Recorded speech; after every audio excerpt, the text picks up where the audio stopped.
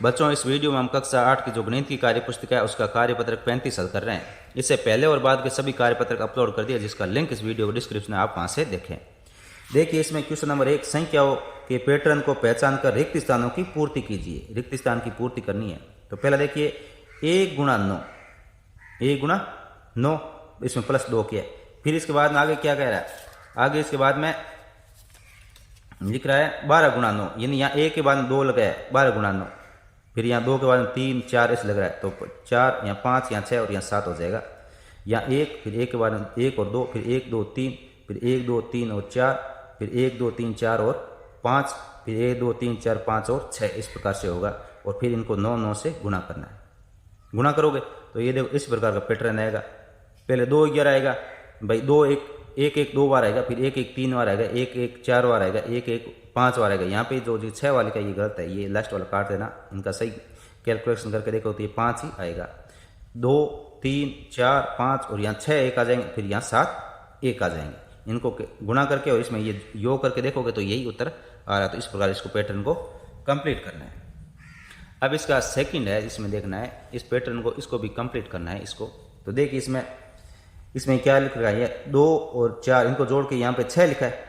और इस प्रकार इसको जो यहाँ लिखा है तो इनका योग यहाँ हो जाएगा, फिर इनका योग यहाँ लिखेंगे, इनका योग यहाँ लिखेंगे, फिर इन दोनों का जोड़ के यहाँ लिखेंगे।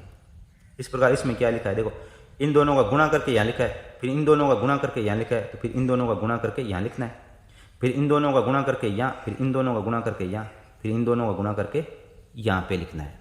तो इस प्रकार से इसको कंप्लीट करना है। तो इसमें देखिए यहाँ 18 आ जाएगा, यहाँ 432, यहाँ 480, यहाँ 20, यहाँ जाए 21 22 1 10 10 4 लाख 2 लाख 7,360 उत्तर आ जाएगा इसका।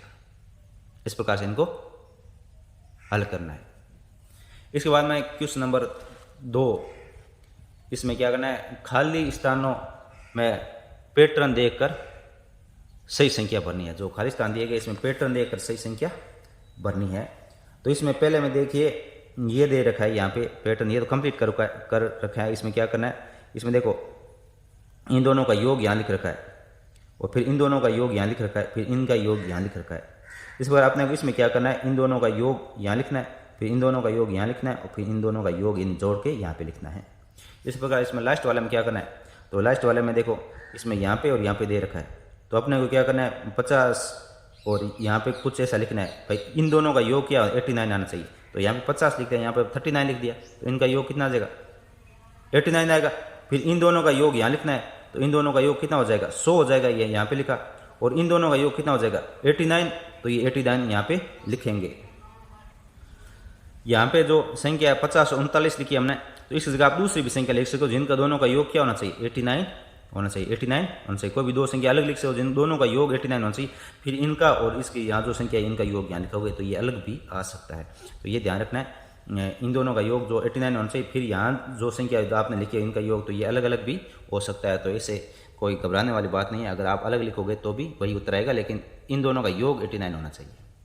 इसी के साथ ये कार्यपत्र कंप्लीट हो चुका है। धन्यवाद आप सभी का।